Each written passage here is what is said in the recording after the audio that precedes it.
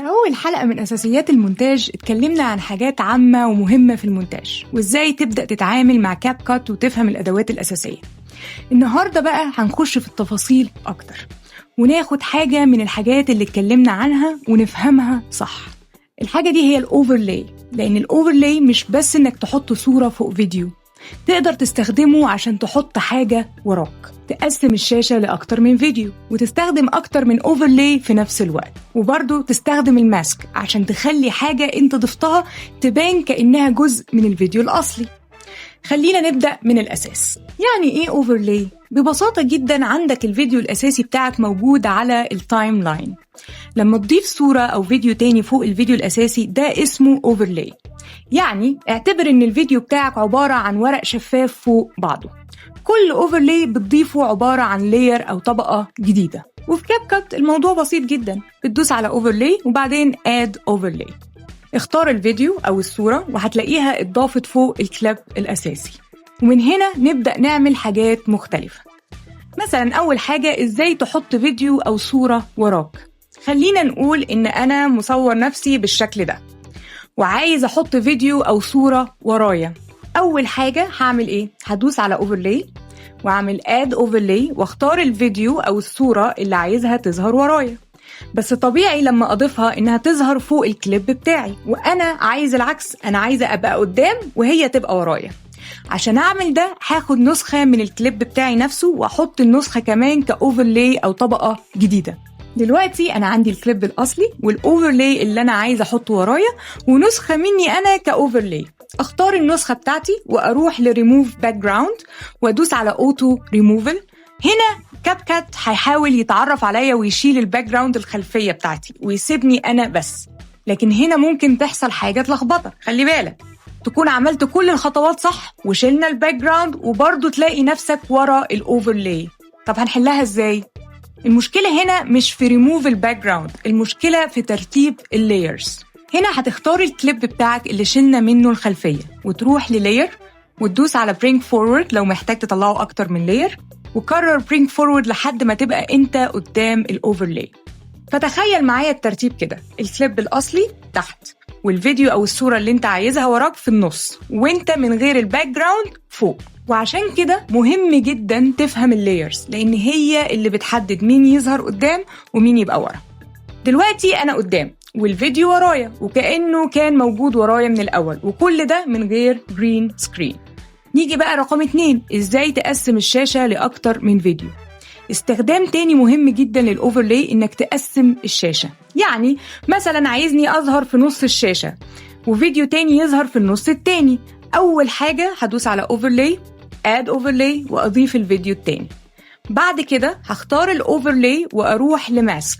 هتلاقي قدامك أشكال مختلفة للماسك. في المثال ده ممكن أستخدم سبليت وأبدأ أحدد الجزء اللي عايز يظهر في الأوفرلاي، أحرك الماسك وأظبط الفيديو وحجمه ومكانه لحد ما يبقى جزء من الشاشة فيه الفيديو الأساسي والجزء التاني فيه الأوفرلاي.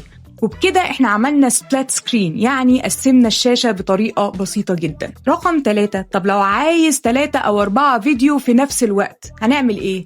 هنا بقى تبدأ تشوف قوة الأوفرلاي فعلا، لأن نفس الفكرة اللي عملناها بفيديوهين ممكن نعملها ب3 أو 4. عايز فيديو تالت آد أوفرلاي وبعدين ماسك، حدد الجزء اللي عايز الفيديو يظهر فيه. عايز فيديو رابع نفس الموضوع، آد أوفرلاي ماسك وحطه في الجزء بتاعه. وهنا كل أوفرلاي من دول عبارة عن لاير أو طبقة مستقلة، يعني تقدر تتحكم في حجم كل واحدة، مكانها فين، إيه الجزء اللي يظهر منها، وكمان مين فيهم قدام ومين ورا، باستخدام طبعا اللاير bring forward أو send backward. وعشان كده لما تبدأ تستخدم أوفرلايز كتيرة ما تبصش للمشهد على إنه فيديو واحد، بصله على إنه مجموعة لايرز فوق بعضيها.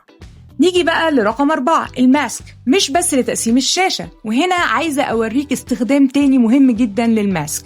الماسك مش لازم تستخدمه بس عشان تقسم الشاشة، لكن ممكن تستخدمه عشان تخلي الأوفرلاي يبان كأنه جزء من المشهد الأصلي. إزاي؟ خلينا نقول مثلا إن عندي شاشة تلفزيون موجودة في الفيديو وعايز أحط فيديو جوه الشاشة ديت، هعمل إيه؟ هضيف الفيديو، هدوس على أوفرلاي آد أوفرلاي وأحركه فوق مكان شاشة التلفزيون. طبعا دلوقتي الفيديو هيبقى ظاهر فوق كل حاجة، فاختاره واروح لماسك واختار الشكل الأقرب لشكل الشاشة وأصغر الماسك وأحركه وأظبطه لحد ما الجزء اللي عايزه من الفيديو يبقى جوه حدود الشاشة ديت. لكن ممكن تلاحظ حاجة، الحواف واضحة قوي فتحس ان الفيديو متلزق كده فوق المشهد، وهنا نستخدم حاجة مهمة جدا، الفيذر. فيذر ببساطة يعمل سموز للحواف، فبدل ما يبقى عندك خط واضح جدا بين الاوفرلاي والكليب الاصلي، الحواف هتبقى انعم باستخدام الفيذر دي. بس ما تزودش زيادة قوي عن اللزوم، لان حركوا سنة سنة كده لحد ما الاوفرلاي يبدأ يندمج طبيعي مع المشهد، وساعتها بدل ما المشاهد هيحس ان في فيديو محطوط فوق الفيديو، هيبدأ يحس ان الفيديو ده جزء من الكليب الأصلي. الخلاصة هنا إنك لو خرجت من الحلقة دي فاهم الحاجات دي، فإنت فهمت جزء كبير من الأوفرلاي. وزي ما قلنا معاني الحاجات دي كانت الأوفرلاي هي طبقة إضافية بتحطها فوق الفيديو الأساسي. ريموف الباك جراوند بتفصل نفسك أو أي عنصر عن الخلفية. اللاير هي تحديد مين يظهر قدام ومين يظهر ورا. الماسك هو تحديد إيه الجزء اللي عايز يظهر من الأوفرلاي. أما الفيذر فهي بتعمل سموز للحواف عشان الأوفرلاي يندمج مع الفيديو بشكل طبيعي. وأهم حاجة عايزاك تخرج بيها من الحلقة دي، ما تتعلمش المونتاج عن طريق إنك تحفظ دوس هنا وبعدها دوس هنا وبعدها دوس هنا. افهم ليه احنا عملنا كل خطوة، لان اول ما هتفهم فكرة الاوفرلاي واللايرز والماسك زي ما اتكلمنا عليها، هتبدأ تتفرج على فيديوهات الناس التانية بطريقة مختلفة جدا. هتشوف تأثير معين وتقول استنى انا عارف هو عملها ازاي. وساعتها انت مش بس بتتعلم تستخدم كاب كات، انت بدأت فعلا تفهم المونتاج. يا رب أكون قدرت أوصل المعلومة، واستنوني في حلقات تانية عن صناعة المحتوى والمونتاج. وطبعا ما تنساش اللايك والشير عشان غيرك يستفيد، وأكيد أكيد أكيد تشترك في القناة عشان تشوف كل حاجة جديدة معانا.